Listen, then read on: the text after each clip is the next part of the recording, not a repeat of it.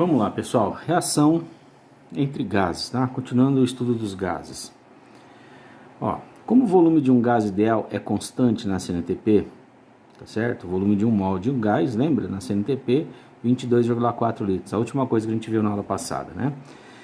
Para qualquer gás, é possível se determinar o volume de misturas antes e após reações. Vamos imaginar a combustão do gás metano, CH4, que é utilizado como um gás natural veicular, GNV, em alguns carros. A reação do metano com o oxigênio do ar pode ser assim descrita. 1 mol de metano reagindo com 2 mols de oxigênio, formando 1 mol de CO2 e 2 mols de água a vapor. Observe que na reação, vou colocar a reação aqui de cima para vocês, né? Ó. Observe que na reação há a presença de 3 mols de gás nos reagentes e 3 mols de gás nos produtos. Neste caso, não há aumento ou diminuição do volume gerado pela quantidade de gás. Agora observe a combustão do butano, C4H10, gás de isqueiros, tá bem? 1 mol de C4H10 reage com 6 mols e meio de oxigênio para formar 4 mols de gás carbônico e 5 mols de água, vapor. Neste caso, deixa eu colocar aqui para vocês, ó. Neste caso, a expansão do volume, pois nos reagentes encontra-se 7,5 mols de gás e nos produtos 9 mols de gás. Então, existe uma expansão do volume, tá? Se a gente considerar depois, se tiver algum sistema de resfriamento e a água condensar, aí vai existir uma contração violenta, tá? Imagine que colocou-se para reagir 14,5 gramas de butano presente no isqueiro. Qual o volume de O2 e de ar necessário para a reação com tal quantidade, tá bom? Então a gente vai queimar 14,5 gramas de gás butano, tá certo? E eu estou perguntando aqui, o programa está perguntando qual o volume de oxigênio e de ar, cuidado aí, tá bem? Vamos lá. Use para 1 mol de gás, 25 graus Celsius, um volume de 25 litros por mol. A massa molar do butano é 58 gramas mol, do oxigênio 32 gramas mol e a composição do ar 20% em oxigênio. Então vamos lá, resolução. A gente já viu, né? 1 mol de butano precisa de 6 mols e meio de oxigênio para formar 4 mols de gás carbônico e 5 mols de água. Então eu preciso da reação corretamente balanceada para poder fazer essas determinações, tá bom? Fazendo aqui por regras de 3, que é uma opção sua, tá? 1 mol de butano, 58 gramas, eu tenho 14,5 gramas de butano, então eu tenho 0,25 mols de butano reagindo dentro do isqueiro, tá ok? Pela estequiometria, 1 mol de butano reage com 6,5 de oxigênio. Se eu tenho 0,25 mols de butano, eu vou precisar de uma certa quantidade de oxigênio, que determinada aqui vai dar 1,625 mols de oxigênio. 1 mol de gás tem 25 litros, tá bem? 1,625 mols de oxigênio dá 40,6 litros de oxigênio. Como o oxigênio representa 60% do ar atmosférico, né? Ou seja, 20%, eu falei besteira. Como o ar, em 100 litros de ar eu tenho aproximadamente 20 litros de oxigênio, ou seja, 20% do volume do ar é oxigênio, e eu tenho 40,6 litros de oxigênio, quanto de ar vai ser necessário para queimar aqueles 14,5 gramas de butano? Vão ser necessários 203,1 litros de ar, tá bem? Então essa resolução por regras de 3, é uma opção sua se você achar assim mais conveniente. Podemos também usar a análise dimensional, onde nós vamos combinar as quantidades e chegar ao volume, né? Olha só, 14,5 gramas de gás butano, tá bem? A gente sabe que 58 gramas de gás butano, perceba que na análise dimensional a unidade de cima sempre é repetida embaixo para que seja cortada, até a gente chegar na unidade que a gente quer, né? Então 14,5 gramas de gás butano vezes 58 gramas de gás butano, a gente sabe que é 1 mol. Perceba que aqui a unidade, gramas de gás butano, some, né? Pela reação, pela estequiometria da reação, 1 mol de gás butano reage com 6 mols e meio de oxigênio. Perceba que mol de gás butano some também. 6,5 mols de oxigênio. Nós estamos aqui por enquanto. 1 mol de oxigênio corresponde a 25 litros, corto o mol de oxigênio e cheguei até um volume, tá certo? Perceba que cortando essas unidades, todas elas, eu chego até o litros de oxigênio, né? Que vai dar 40,6, a mesma resposta do outro aqui, né? 40,6 litros de oxigênio, se no ar eu tenho 20 litros de oxigênio em 100 litros de ar, faço também, continuo a minha análise dimensional, eu vou ter 203,1 litros de ar. Você faz a opção de qual fórmula você prefere, tá certo? Essa às vezes é mais fácil, quando você estiver ensinando, você estiver dando aula, é provável que os alunos tenham mais facilidades por regra de 3, mas essa aqui, se você conseguir ensinar os alunos, tá de parabéns, tá? Porque ela é muito mais bacana de ser feita, né? Você já sabe se você chegou ou não na unidade que você quer, tá bem? A equação dos gases ideais. A gente viu até aqui a lei de Boyle, né? Que o volume era proporcional ao inverso da pressão, ou seja, quanto maior a pressão, menor o volume, né? E quanto menor a pressão, maior o volume. A gente viu a lei de Charles e de Gay-Lussac, que volume é proporcional à temperatura, quanto maior a temperatura, maior o volume, quanto menor a temperatura, menor o volume. E a lei de Gay-Lussac, que a pressão está relacionada à temperatura, da mesma forma, se a temperatura for maior para um sistema que é volume constante, né, a pressão também vai ser maior. A lei de Avogadro diz que o volume é proporcional ao número de mols, tá certo? Não só o volume, as outras propriedades também. Lembrando que eu tenho 4 variáveis de estado, tá? Então, ó, combinando-se essas equações, né, e adaptando-se a elas, né, nós vamos ter que o volume vai ser proporcional ao número de mols, aqui, a 1 sobre P, aqui, tá certo? E a T aqui, tá ok? Então, essa aqui é a equação de proporcionalidade, ou seja, o volume sempre vai ser proporcional ao número de mols, ao inverso da pressão e à temperatura, tá ok? Ou seja, o volume é proporcional a NTP. Tudo bem até aí? Como o volume é proporcional a N1 sobre PT, ela será igual por uma constante de proporcionalidade, que a gente vai chamar de R, chamada de constante universal dos gases. Dessa forma, o volume vai ser igual ao N PT e uma constante de proporcionalidade aí, né, ó, que é o R, tá? Que é a constante universal dos gases. Daí nós vamos chegar à equação dos gases ideais, né? PV igual a NRT, ok? Chamada de equação de Clapeyron também, dos gases perfeitos, e aí vai, bom? Então, olha só, deixa eu descer um pouquinho aqui. Admitindo-se 1 mol de gás na CNTP, 273 Kelvin e 1 atmosfera, tá? E volume 22,4 litros, teremos, se eu colocar tudo isso nessa equação, tá certo? Temperatura 273 Kelvin, pressão 1 atmosfera, o volume é 22,4 litros, e para 1 mol, tá certo? Eu vou achar o valor de R. O valor de R vai dar 0,082 decímetros cúbicos, atmosfera mol Kelvin, ou então, como decímetros cúbicos e litros são iguais, né? Litros, atmosfera, mol Kelvin, tá bem? Então, R vai ser 0,082 decímetros cúbicos ou litro, atmosfera, mol Kelvin. Para as outras unidades, dependendo da unidade de pressão que a gente estiver trabalhando, tá? Eu vou pegar o 0,082 e multiplicar, por exemplo, por 101.325 Pascal. Eu vou achar o meu R em função de Pascal. Pascal, litro, mol, Kelvin, 8,31 vezes 10 a terceira, tá bem? Ou ainda, em milímetros de mercúrio, da mesma forma, 0,082, essa aqui é o R em função da atmosfera, né? A gente sabe que uma atmosfera dá 760 milímetros de mercúrio.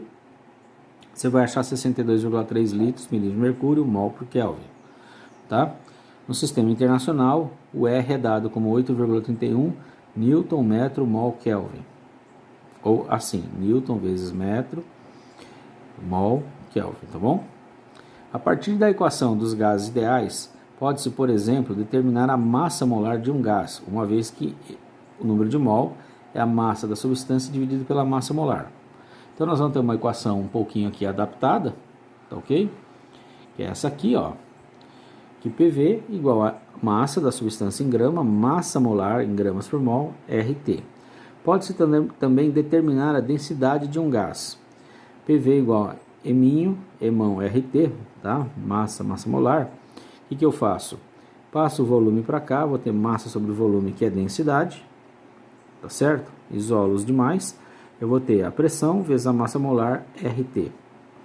Para as mesmas condições, a densidade de um gás é fruto de sua massa molar, pois P, R e T são constantes, tá certo? P, R e T são constantes nas mesmas condições, tá, gente? Então a densidade vai estar diretamente ligada à massa molar. Quanto maior a massa molar, maior a densidade do gás. Para condições de laboratório, pressão e temperatura amena, a equação dos gases ideais funciona muito bem, mostrando que a maior parte dos gases comportam-se como ideais sob estas condições, ou seja, condições amenas, tá certo, gente? Pressão relativamente baixa, temperatura também relativamente baixa.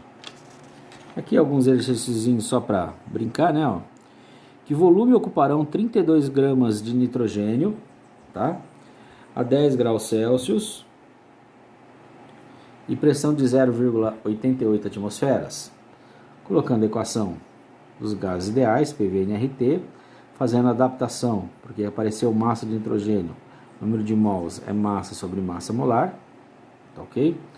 Nós vamos ter aqui o volume, então ele quer saber o volume, né? Eu já vou isolar o volume, vai ser número de mols RT sobre P, como o número de mols é massa sobre massa molar, eu tenho todos os meus parâmetros, 32 gramas, tá certo? A massa molar do nitrogênio, 14 de cada nitrogênio, 28, R é 0,082, temperatura 10 graus Celsius vai ser 283 Kelvin, tá bom? E a pressão 0,88 atmosferas, tá? Colocando todos esses dados, né? 32, a massa de gás nitrogênio, 28, a massa molar do nitrogênio, 0,08205 aqui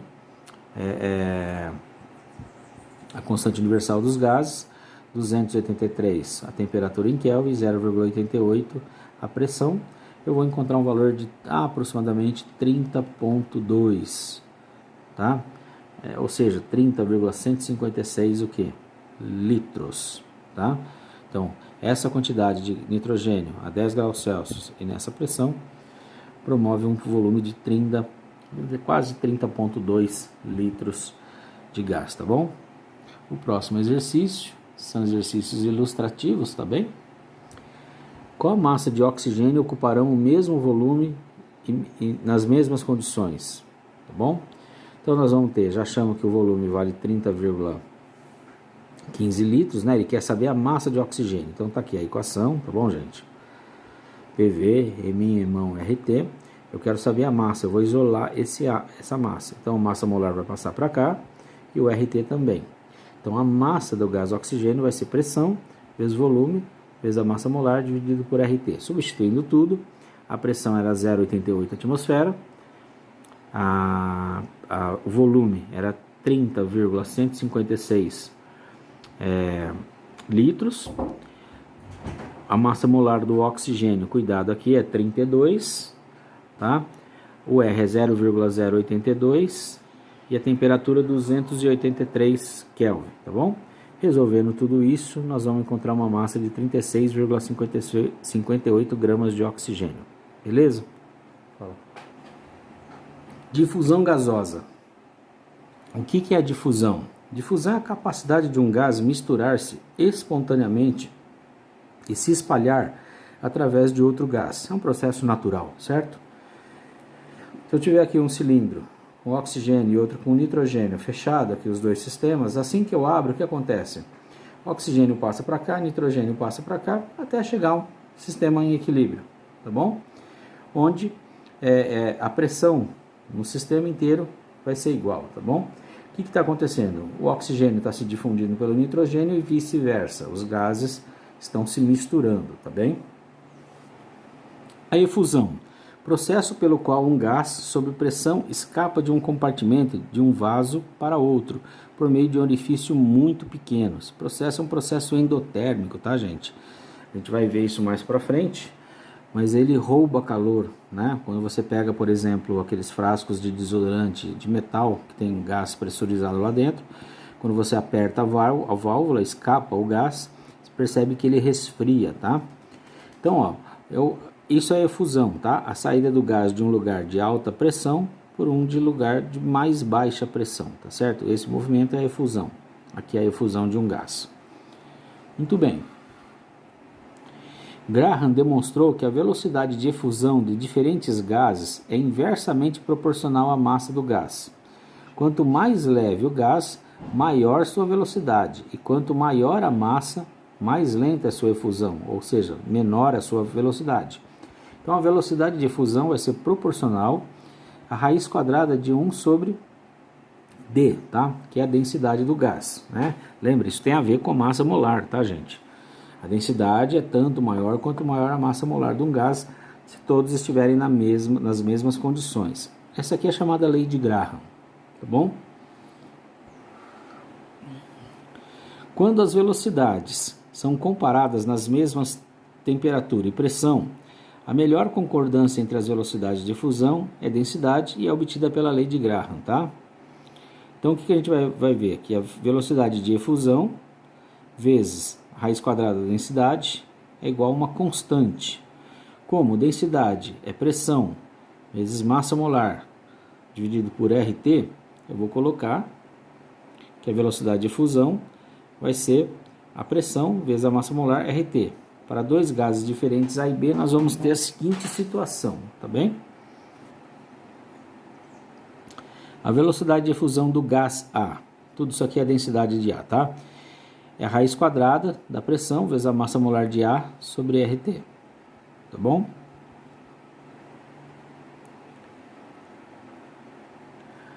A velocidade de efusão do gás B, tá bom? Isso aqui vai ser uma constante, né? Vai ser a densidade de B, a raiz quadrada da pressão vezes a massa molar de B sobre RT. Se eu quiser comparar as velocidades, tá? Numa certa temperatura, né? Se eu quiser comparar as velocidades desses gases A e B, vou colocar a velocidade de A. Olha, a velocidade de A é o quê? Como tá meio chato de explicar aqui, né? A velocidade de A vai ser o quê? Olha, vou voltar aqui a transparência, tá? Ó, raiz quadrada de 1 sobre a distância. Distância não, densidade, opa. Então voltando aqui, ó. Então a velocidade de A vai ser 1 raiz quadrada de 1 sobre a densidade do A aqui. E aqui o B, como é a inversa, vai ser 1 sobre a densidade do B. Não sei se deu para entender, tá bem? Muito bem, resolvendo, né, fazendo a álgebra desse cálculo, o que nós vamos ter? Nós vamos cortar as pressões, vamos cortar os R's e os T's, tá? Todos esses parâmetros serão cortados, né? Lembra que a gente passa isso aqui para cima invertendo, né? E eu vou ter o quê? Que no final, a velocidade de A dividido pela velocidade de B vai ser a raiz quadrada da massa de B sobre a massa de A. Como a massa de B e a massa de A são proporcionais à densidade, eu posso escrever que a velocidade de A sobre a velocidade de B é a raiz quadrada da densidade de B sobre a densidade de A, que acaba sendo a raiz quadrada da massa molar de B sobre a massa de molar de A, tá bom? Essa é a lei de Graham. Então o que a gente vai observar? Que quanto mais leve for um gás, maior a velocidade dele, e quanto menor a velocidade, maior a sua massa, tá? E aqui, depois a gente vai ter exercícios para brincar com isso, tá bom? Agora vamos falar da densidade do ar, né? Admitindo-se que a composição do ar seja de 20% de gás oxigênio, 32 gramas por mol, e 80% de gás nitrogênio, 28 gramas por mol, pode-se determinar a massa molar aparente do ar, tá bem? Aparente por quê? Porque não é uma substância pura, né? Então ele vai se comportar como se tivesse uma massa, vai ser uma média ponderada das massas desses dois gases principais, né? A massa do ar vai ser a porcentagem de oxigênio vezes a massa molar dele, mais a porcentagem de nitrogênio vezes a massa molar dele. Lembra que nós estamos fazendo tudo aqui muito aproximado, né? 20, 80, coisa assim. Então, ó, porcentagem de oxigênio 20%, massa molar do oxigênio 32%. Porcentagem de nitrogênio no ar 80%, massa molar de nitrogênio 28%. Resolvendo isso aqui, né, essa expressão, nós vamos achar uma massa molar aparente do ar como sendo 28,8. Muitas vezes a gente usa 29 gramas por mol, tá bom? Perceba que ele é muito mais próximo do nitrogênio, uma vez que o nitrogênio é muito mais rico, né? O teor de nitrogênio é muito maior na composição do ar que a gente respira, né? Gases com massa menor que a massa do ar, massa molar menor que a massa do ar, massa molar aparente do ar, flutuam, tendem a subir. E gases com a massa molar maior que a massa do ar, cuidado, não é mar, tá? Tendem a descer. Então, por exemplo, o gás de cozinha, tá? Deixa eu puxar aqui para cá. O gás de cozinha, C3H8. A massa molar dele é 44. Perceba que é maior que a do ar. Então, o gás de cozinha tende a descer. Se eu pegar o gás butano, que também está presente no gás de cozinha, é maior ainda a massa, também tende a descer. Então, esses gases, quando escapam, eles tendem a acumular mais baixo do ar. Se a gente pegar agora, em contraposição, o metano, que tem uma massa molar 16, ou o hélio, como esses gases têm massas molares abaixo do 28, né, do 29 praticamente, esses gases tendem a subir no ar, tá bem? Se encher um balão, por exemplo, com propano ou butano, o balão vai descer, assim como com gás carbônico, tá? O gás carbônico tem uma massa igual a 44 também. O metano, se encher com metano ou com gás hélio, o balão tende a subir, porque eles são menos densos do que o ar que a gente respira, ok? Aqui um exercíciozinho para a gente começar, essa aula vai ficar bem grandona, né? Ó. São coletados 280 centímetros cúbicos de gás sobre a água a 20 graus Celsius. O nível de água dentro do frasco coletor está 28,4 milímetros mais alto que o nível de água ao lado de fora, tá certo? Se ele está mais alto, significa que a pressão aqui externa é maior do que a pressão interna, tá bom, gente? A pressão atmosférica é de 102 kPa. Qual será o volume de gás seco na CNTP? Então vamos lá, ó. Tá aqui uma representação do sistema, tá? Eu tenho aqui o gás mais água, tá bem? Eu tenho uma distância de 28,4 milímetros de água, de diferença de altura entre os níveis de água, tá? E aqui um dado para que a gente vai precisar é que a densidade do mercúrio dá 13,6 vezes a densidade da água, tá bom? Então, ó, vamos tentar entender isso aqui. Deixa eu puxar para cima. Uma coluna de 13,6 milímetros de água é igual a uma coluna de 1 milímetro de mercúrio, tá bem? Então, se 13,6 milímetros de água corresponde a 1 milímetro de mercúrio, 28,4 milímetros de água, que é a diferença das colunas aqui, tá? Deverão corresponder a 2,088 milímetros de mercúrio, ou seja, aproximadamente 2,1 milímetros de mercúrio. A pressão dentro do frasco é menor que a externa, pois o líquido está em um nível acima do líquido de fora. Assim, a pressão do gás mais a pressão da água, a pressão de vapor da água, é menor do que a pressão de atmosférica. Quanto menor? 2,1 milímetros de mercúrio, tá bom? Pressão interna, pressão do gás mais água, menor que a pressão atmosfera, tá? Pressão interna mais a coluna da água, né? Vai dar a pressão atmosférica. Então, a pressão que eu tenho aqui dentro, mais essa diferença, vai dar a pressão atmosférica. Então, vamos lá. Uma atmosfera, 760 milímetros de mercúrio, que dá 101,3 kPa. Nós tivemos uma diferença de mercúrio de 2,1 milímetros de mercúrio. Isso aqui vai dar uma diferença de 0,28 kPa. Então, a pressão interna é a pressão externa menos a diferença aqui de mercúrio, né? Vai dar 102 kPa, tá bem? Onde que estava isso? Deixa eu ver. Aqui em cima no enunciado, ó. Tá? A pressão atmosférica aqui é 102 kPa, menos o 0,28, que é a quantidade que diminuiu devido a essa coluna, né? Essa diferença da altura da coluna. Então, significa que a pressão interna é 101,72 kPa. A pressão interna vai ser a pressão do gás mais a pressão de vapor da água. A temperatura CNTP condições normais de temperatura e pressão, é 0 graus Celsius, tá bem? Então, o que eu vou ter? Que 101,72 kPa, que é a pressão total, vai ser a pressão do gás, mais a pressão de vapor da água a 0 graus Celsius. Fazer uma volta rapidinho lá naquela tabela nossa. Pressão de vapor da água a 20 graus Celsius é 2,33 aqui segundo a nossa tabela, tá bem?